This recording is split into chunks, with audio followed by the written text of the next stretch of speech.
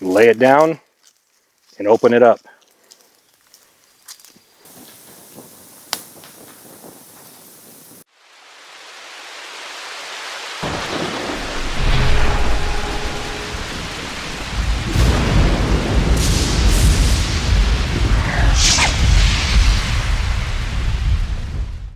Here we go. It's time for another tip and trick video from Corporal's Corner.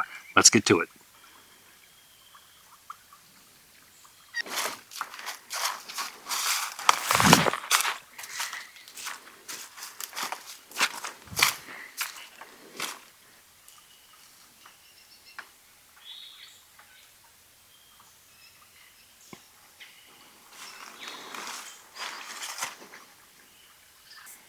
For this tip and trick video, I want to discuss my new go-to fire lay.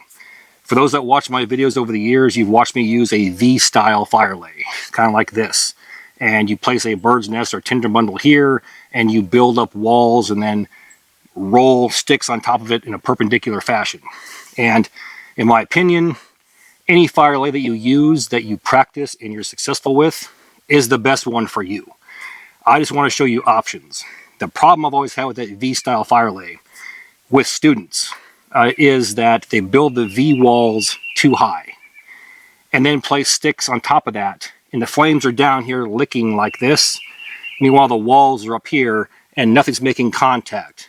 By the time they figure out to push it down and try to roll it down and smash it down, they've pushed their sticks into the mud, into the dirt, and their tinder source is about 80% burnout. They're in a panic trying to get it to work. I want to show you a simple method today that will guarantee the sticks light almost instantly unless they're wet. And it gives you the entire burn time of that tinder source that you use to almost guarantee flame or a large amount of flame. So on that note, let's get to it.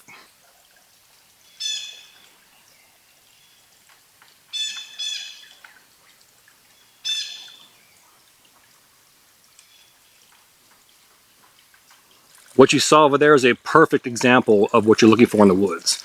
That down tree or that down branch has everything on it from tinder, kindling, and fuel. It's a one-stop shop. Now, that brings me to my next point. Most people teach a fire triangle, okay? Comes down like this and does that. And they say fuel, oxygen, and heat.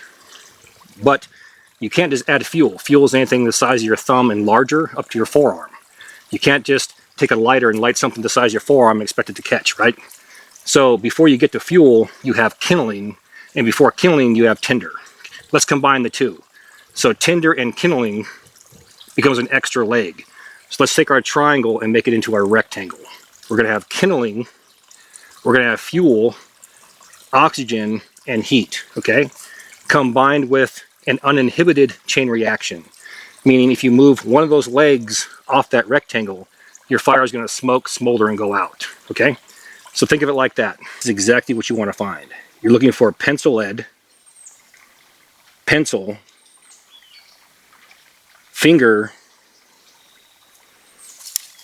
and a thumb-sized stick, okay? Preferably pencil lead, pencil, and finger size, meaning your pinky. You can add the thumb-sized sticks later.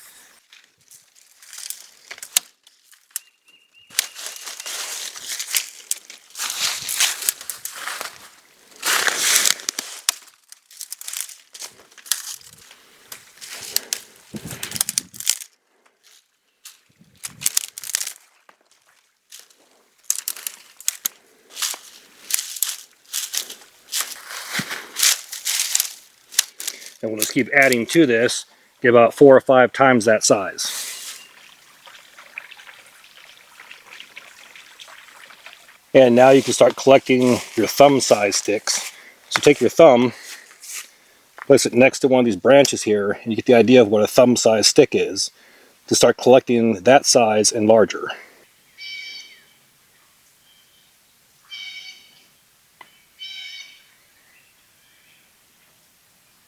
And last but not least, you need some type of dry tinder source. It rained last night, all the bark out here is wet or damp, so we're going to forego that. I've shown several times in my videos that you should utilize the kit items that you have. So I'm going to dig in my pack here and see what I have. I'm going to utilize that as a tinder source to ignite my fire lay.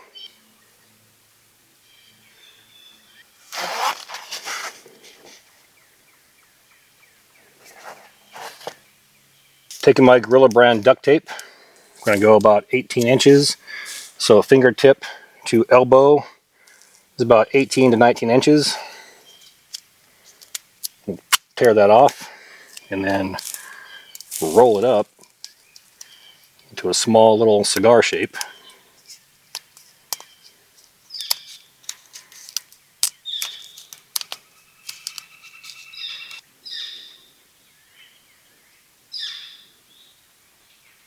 So another free tip in survival and bushcraft. There's nothing that you should be doing that should cause you to run and get chaotic and just panic. Simply doing something like this will give you a good 5-minute burn time at the least. Taking your lighter, make things easy. Get one side of this lit. It's going to congeal on itself, turn into a nice molten mess, and you can light the other side.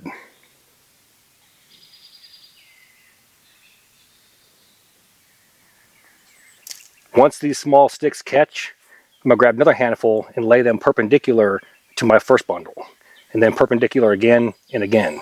There's no walls where the flame is just licking like this and nothing's making contact with it. The sticks are directly in the flame. Once that flame rises above the current kindling or fuel source, it's higher, it's saying feed me. I'm going to grab the next bundle and we're going to place them perpendicular to the first one. So the flames are higher than the current fuel source. I'm going to grab one more load and place it perpendicular.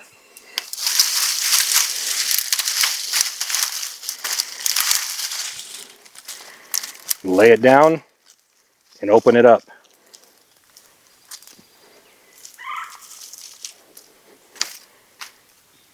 Once again, the flames are going to get higher than the current fuel source. Lay the next bundle perpendicular this way.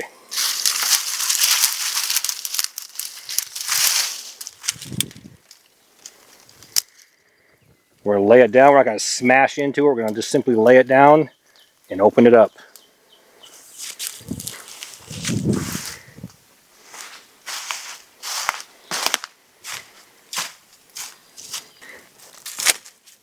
At this point here, we can start adding our thumb-sized sticks. This wood is damp, so I want to go ahead and lay them in a crisscross fashion to ensure that all the moisture, which is that white smoke, dries it out.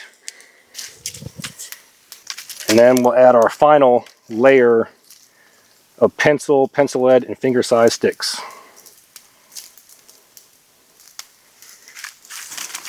White smoke means moisture. Black smoke means there's some type of resin or petroleum products inside of it. Like if you burn a tire or pine sap, you get that black smoke, or even birch bark. White smoke means the wood was wet or is currently damp.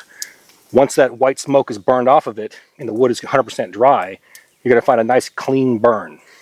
Once you have very little to no smoke, remember our rectangle.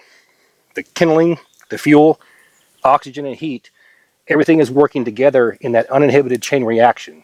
That's why you have very little to no smoke. It should be a nice hot center in a large fire column.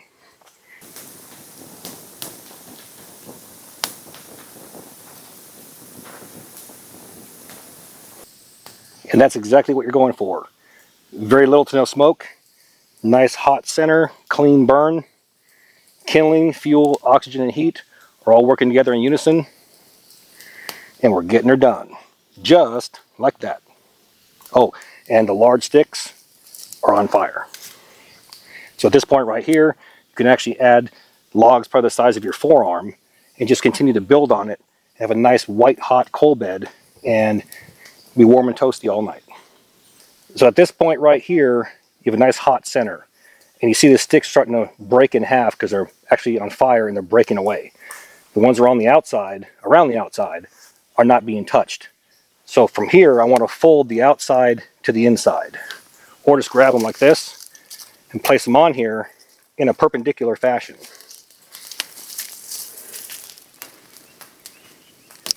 In a sense, you're doing the exact same thing you already did once, but you're utilizing all of your wood. Once again, nice hot center, very little to no smoke, and there's your uninhibited chain reaction. Easy peasy, lemon squeezy. Let's go ahead and end this bad boy off. With that, all the gear in my videos can be found in 2 places. 1, my Amazon affiliate page, and 2, my Etsy store. Both links are found inside my description box. Now please do me that favor. Hit that like and subscribe button, then ring that notification bell. Once you ring that bell, please select all notifications. And as always, thank you for your comments, views, and support. Thanks for watching. Get out in the field, have some fun. I'm going to catch you next time.